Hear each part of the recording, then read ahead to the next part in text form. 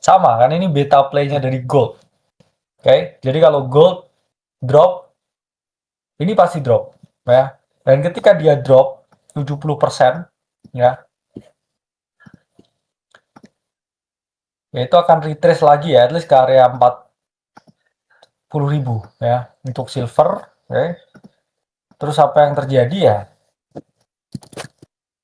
Lama ya. Sideway-nya itu lama ya, nyangkutnya itu lama karena silver kita hitung ya, how long it takes buat dia BEP lagi. Kalau kamu beli di 2011 baru BEP di 2025 ya, berarti berapa? Itu lebih parah dari beli kripto ini nyangkutnya ya. 5.000 hari. Oke. Jadi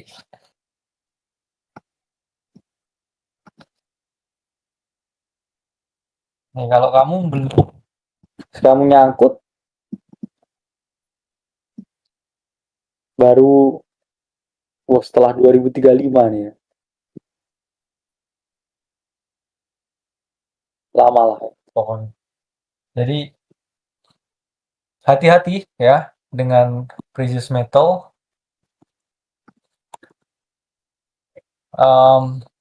Ya saya pilih gold karena tahu Bitcoin top dan asymmetric opportunity ya waktu itu. Karena sekarang saya udah nggak merasa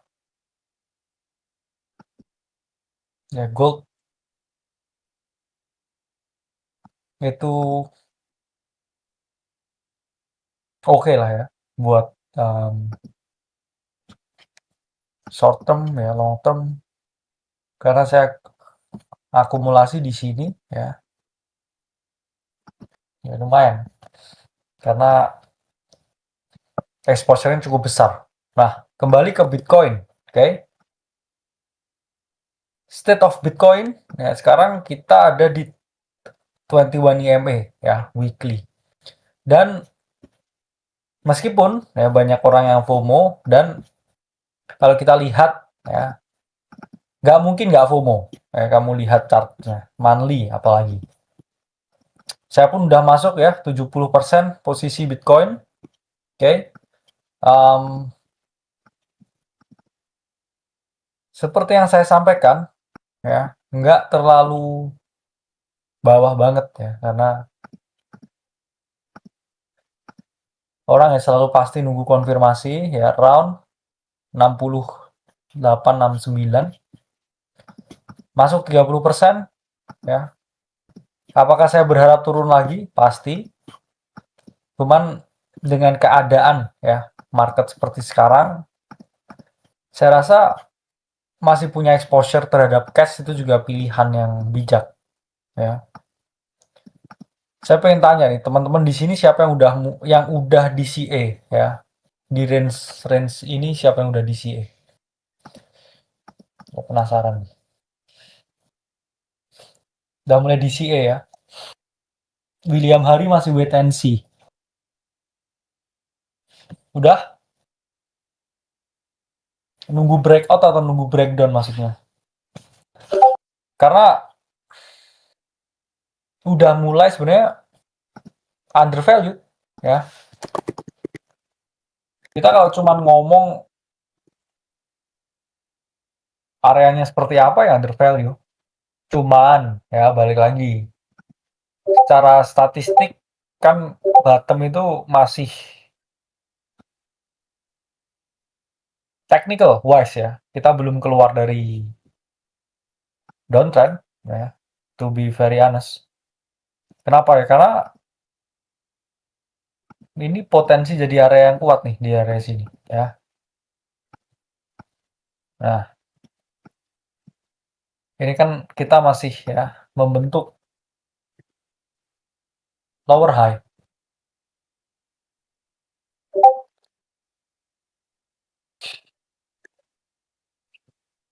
Siapa aja nih yang udah DCA? Saya udah DCA ya, cuman belum masuk semua posisi. Ya, in case karena kalau ini ya, Maksudnya kayak sekarang kayak kejadian naik 13%, saya nggak FOMO ya, at least sekarang ya udahlah ada 30%. Karena menurut saya chance-nya ini bottom ya, chance-nya 30%. 70% ya chance-nya belum. Cuman kan ya saya bisa salah ya. Kalau tiba-tiba shoot up push ya, saya ya udahlah ya, masih profit.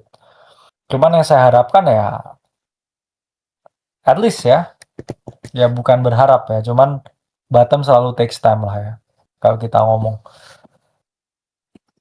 di market ya, saya bukan fanboy ya, bukan bullboy, bukan bear boy. Cuman ya kita ngomong secara logika ya.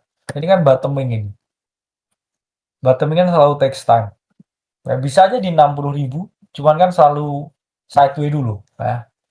Sideway lama, ini pun juga naik juga sideway ya teman-teman. Kalau teman-teman lihat ini juga move yang sideway loh. Actual breakout itu ETF approval di sini. Nah, ini kicks in volume. Karena kalau enggak kan begini. Nah, kicks in volume kalau kita break area ini ya. Struktural lower high di siklus ini ya, baru ini ya momentum change. Cuman menurut saya 70% chance-nya ya kita masih akan reject, konsolidasi, ya sideway, boring price action. Dan ini yang bikin orang gila ya. Jarang ya sebenarnya dalam kita ngomongin siklus ya. Kalau Bitcoin seperti ini udah top, nah terus dia V-shape begini ya, ini kan kita di sini. Nah, seringkali itu selalu seperti ini ya. Nah, building momentum. Oke. Okay. Karena yang mayoritas ya konsensus para OG, para orang sesepuh lah ya di sini. Ya konsensusnya selalu bottom masih takes time, dan ya November, Oktober akhir tahun ini kita lihat ya beberapa indikator-indikator yang mana ya kita udah mendekati sebenarnya ya di area mana lower band ya, kita sangat-sangat under value. Itulah kenapa saya nggak lihat chart ya, saya DCA ya di area sekitar 6 ya, 69, 68, 69. Di live 3 minggu yang lalu ya, saya udah mulai DCA 30% ya, dengan harapan masih going lower. Karena secara area ini sangat under value.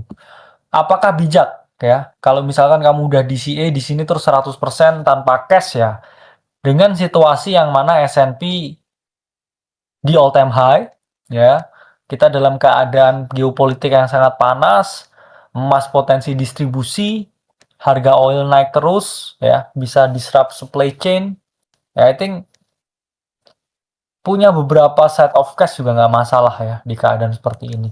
Kalau teman-teman perhatikan sekarang harga-harga rumah itu udah mulai murah ya. Banyak yang orang jual murah ya. Karena apa? Karena mereka udah takut ya, kondisi ekonominya nggak membaik. Jadi ya selalu ada domino effect ya yang harus kita perhatikan.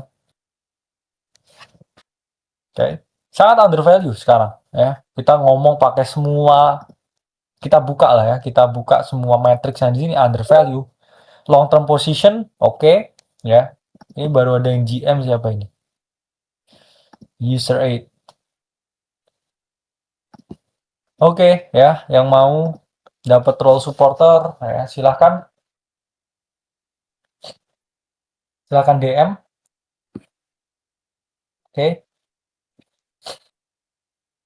Oke, kita lihat.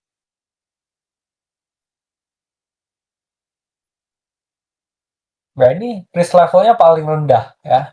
Risk level sekarang di level risk level kita ngomongin bottom bear market ya. Cuman belum sampai yang mana biru tua ya, kita masih biru muda. Oke. One leg down ke area 50.000, I think kita di biru tua ya. yang akan berpotensi mark the bottom. Kenapa? Karena sesuai dengan risk level, warna biru tua itu selalu bottomnya ya. Kita memang selalu nggak mungkin ya teman-teman, namanya turun tuh nggak ada yang namanya secondary reaction ya. 30% of lows ya itu memang yang namanya secondary reaction. Sama seperti ya ketika Bitcoin ya drop dari all time high-nya di siklus sebelumnya ya, selalu secondary reaction ya, ini 43%, sekarang 30% ya, ini off lows secondary reaction 45% ya. Nah ini kan 47% dari low. Oke, ini juga sama, ini 49% dari low ya. Dia selalu membuat ya dua kali secondary reaction yang cukup gede ya untuk short covering ya, orang tutup ya posisi short. Ini yang juga, nah ini secondary reaction 22% ya, ini 32%. Kenapa ada secondary reaction dan kenapa sekarang secondary reactionnya jauh lebih kecil daripada yang dulu ya? Ingat, karena sekarang harganya kan lebih tinggi ya, dibandingkan dulu kan harganya lebih rendah ya, di bawah sini. Jadi secondary reactionnya pasti lebih tajam ya, by percentage, karena waktu itu ya masih 30-an ribu ya, sekarang kan udah 60-70 ribu, sekarang dua kali lebih gede ya secondary reactionnya. Jadi semua sama ya, kalau kita ngomong risk oke ya, cuman bottom bear market kan kalau kamu lihat di sini ya, dia lama banget ada di area yang mana bebas risiko itu bisa sampai setahun ya. Kita masih baru banget area bebas risiko. Di sini juga sama ya, 2018 bebas risiko, 2014 juga lama ya bebas risikonya, sampai biru tua ya. Jadi ini belum di biru tua. Historical risk level. Oke, kita bedah satu-satu indikatornya. Low ya, bear market selalu around 0,2. Oke, at least step 0,2. Kita masih di 0,3 ya. Oke, kita lihat ya fair value biar kita punya gambaran jelas ya secara makro. Dan ya sekarang memang secara logarithmic band kita di area membeli ya, kita ke deviasi di bawah lower bandnya. Sekarang juga sama. Terakhir kita ke deviasi itu adalah bottomnya market. Oke, sama ya, dulu ke deviasi, cuman ini adalah perhitungan logaritmik ya, sifatnya juga statistical, yang mana based on previous data. Apakah bisa kita melenceng dari bawah sini jauh? Bisa ya. Dan orang yang akan tetap bullish akan selalu punya narasinya tertentu ya. Kita pun juga ya tergantung interpretasi masing-masing ya. Ini logarithmic regression rainbow ada di area oke, yang mana sekarang relatif low ya. Ini sama kayak bear market 2022 ya. Kita di sini ya area ungu. Oke. Tapi apakah mungkin lebih turun sampai ke band nomor 1? Bisa. Ya, itu berarti ada di sekitar 50.000 ya kalau kita ngomong band satunya ini. 43.600 ya. 43.644. Oke. Jadi apakah ini safe to DCA ya? Safe banget ya, kalau kamu lihat ini kan area bawah banget kita ya. Long term thinking ya, dengan adanya kuantum, memang riset Google terbaru. Cuman orang-orang yang into deep ya dengan kita ya, Sailor, okay, kemudian BlackRock, mereka they will do something ya. Saya percaya mereka yang melakukan sesuatu ya, migrasi alamat Bitcoin, oke, okay,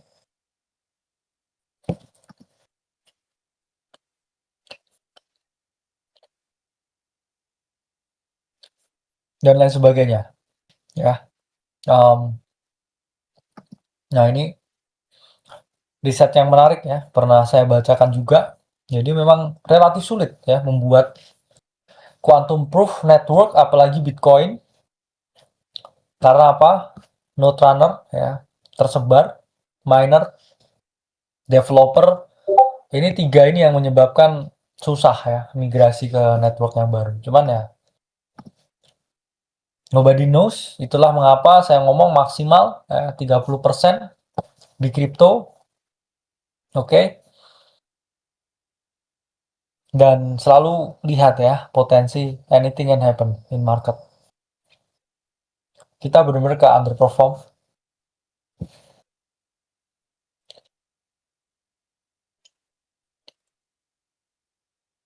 Kita ke underperform semua market ya.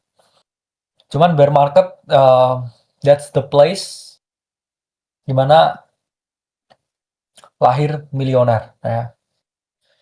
Sekarang juga short term ya, bubble risk di area yang oke ya. Cuman masih berpotensi ya memperoleh shake up lagi Bitcoin.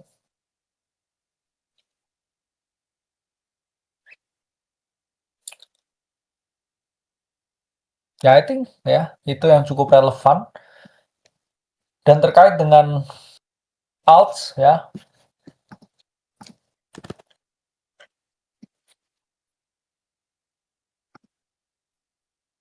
Ethereum juga super ya undervalue. Saya rasa kalau Bitcoin ditarik ya lebih deep lagi, Ethereum hanya akan retest ya area 2000-an. Kenapa? Karena ya kita lihat technical wise ya. Good night everyone. Ya, stochastic monthly ya di level paling low, dan ya Ethereum itu cuma tektokan ya most of the time. Dia nggak di pump terlalu tinggi, cuman nggak dipukul ya sedemikian rupa. Cuman kalau kalian percaya ya, this is Ethereum ke 10.000 ya, I think it's a possible 5x ya dari range ini ya. Kalau kalian seorang long term thinking, I think Ethereum juga close ya to bottom. Karena ya waktu terbaik membeli ya sebenarnya sekarang untuk semua aset ya, kita ngomong ketika begini ya. Ketika udah overheated sekian ya, orang akan punya alasan untuk kembali berbondong-bondong ke kripto. Cuman ketika keadaan seperti ini ya, ini ada risk to reward terbaik ya sebenarnya untuk semua aset kripto ya. NFT pun juga nggak ngerti ya. Oke. Gimana? Apakah kalian seorang believer Ethereum ke 10.000? Apa yang menyebabkan ETH ke 10.000? Hanya satu ya, institutional adoption. Kenapa? Karena sekarang institusi sedang mendorong yield dari ETF-nya Ethereum ya. Mereka tetap berharap ya mereka juga bisa yielding ya ketika mereka holding ETF. Dan ini cycle low ya, relatively cycle low sebenarnya untuk Ethereum.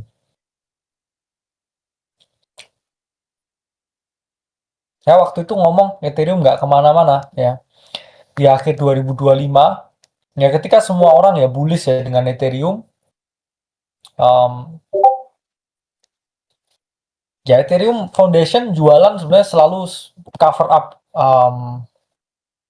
expenses ya dan juga network fee.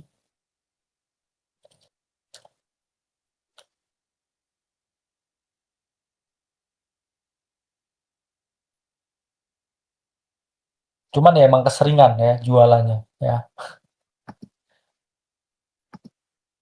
Keseringan jualan. Jadi apakah undervalued? Market sangat undervalued ya, long term position. Oke. Cuman apakah bijak kayak 100% all in sekarang? Dengan keadaan dunia sekarang nggak bijak. Dengan keadaan hitungan siklus yang ada masih berpotensi turun. Oke, jadi 30% allocation di range ini bijak. Oke. Kenapa? Karena risk to reward-nya terbaik. Kalau naik pun V-shape dari sini, ya, which is semua nggak ada yang nggak mungkin. Kamu nggak akan feel left out. Cuman kalau misalkan kebanting turun lagi, kamu masih punya cash ya buat exposure. Oke. Dan hyper liquid. Oke.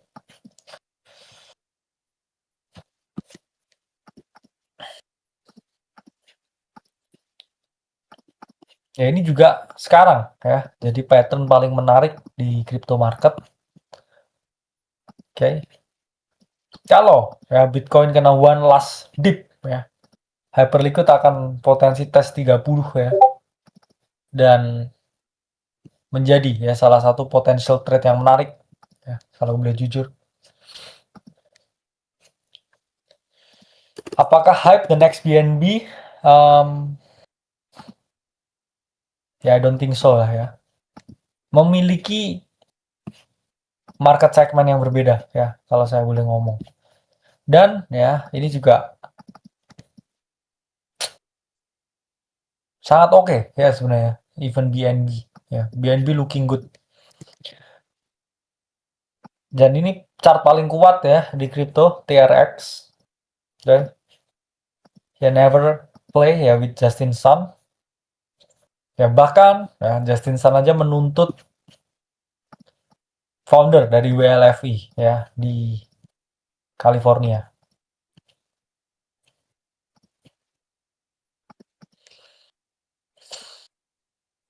Ya, insane.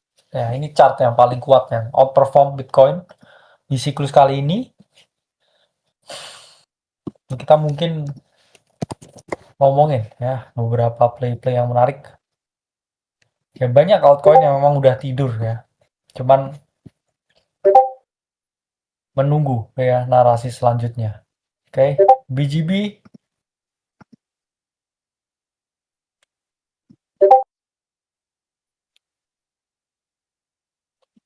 ya saya rasa BGB sangat terkoreksi tajam. Cuman ya kalau saya boleh ngomong ya potensi ya round numbernya di sekitar $1 ya. Karena ini kan chart Burj Khalifa ya. Sesuatu yang udah drop di atas 70%, oke, itu akan selalu tes slow-nya teman-teman ya. Dan ketika tes slow, dia itu akan lama building momentumnya. Ya, persis kayak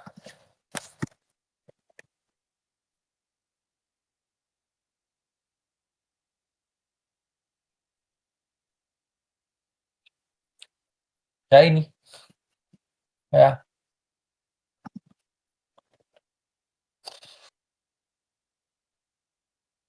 susah ya sesuatu itu langsung V-shaping. Kenapa? Karena fundamental berpikir manusia itu nggak seperti itu ya. Ini kalau kita gambar di sini, ya, di mana nih? Ini kan persis ya. Boom, ini euforia ya. Ini hope, boom, optimism, belief, thrill, euforia di sini ya. Turun ya. Complacency, oke. Okay. Anxiety, ini mau denial nih. Nah, panik, oke, okay, anger. Nah, terus lama lagi ya masih disbelief, terus next cycle ya. Jadi selalu takes time ya. Itulah mengapa saya nggak percaya ya dengan, bukannya nggak percaya ya, the chance of V-shaping setelah sesuatu itu drop lebih dari 50%, apalagi udah 70% drop, kecil chance-nya ya. Bahkan kalau kita ngomongin lah ya meme coins ya seperti SPX lah ya. Nah, ini kan selalu kena Burj Khalifa ya. Tandanya apa? Ya building momentum itu lama ya, butuh waktu. Itu kan sama seperti kepercayaan yang hilang. Ketika kamu dikecewakan, kepercayaanmu hilang, okay, it will take times ya. Apakah kalau di bet ya, ya misalkan dibuka ya poly marketnya ya, saya bisa ngitung ya estimasi misalkan kalau dibuka ya poly market apakah SPX bisa all time high tahun ini, pasti 100% jawab nggak bisa ya, nggak 100 lah ya, dimarahin dari ngomong 90%, chance-nya kecil. Kenapa? Karena buat begini V-shaping begini ya, Elon Musk nge-tweet setiap hari pun belum tentu bisa ya. Kenapa? Karena market tuh selalu butuh ya yang namanya build up momentum. Contoh seperti tweetnya Elon Musk ya, awal-awal dulu setiap kali ya dia nge-tweet sesuatu terbang. Makin lama gimana? Ya, udah kehilangan efeknya karena terlalu sering dipakai.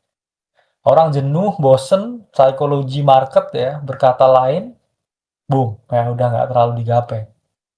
Terakhir dia nge-tweet apa itu? Ada yang ngikutin nggak? Asteroid ya.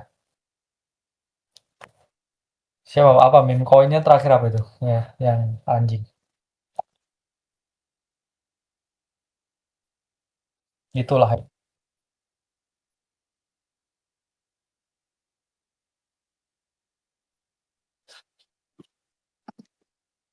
Ini kayaknya udah banyak yang nggak ngikutin kripto juga nih ya.